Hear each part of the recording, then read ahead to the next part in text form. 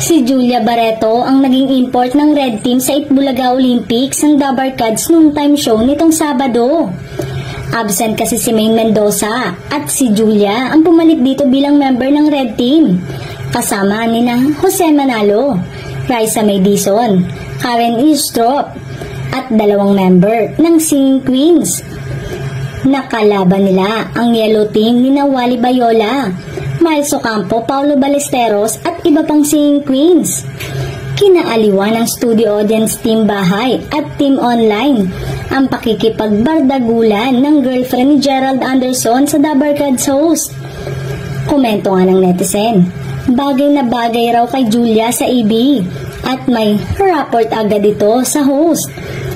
Siniship na nga agad ng ilang online viewers na maging regular na sa TV5 noong time show ang aktres. Kaya naman, why not? Samantalang, ibinisto naman ni Joey De Leon na inaanak niya sa binyag si Julia kaya imbis na magkisay nagmano ang panganay na anak ni Marjorie Barreto sa Henyo Master.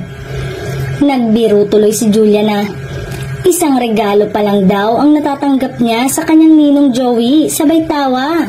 Rematch at walang nanalong team sa Olympic segment ng noontime show.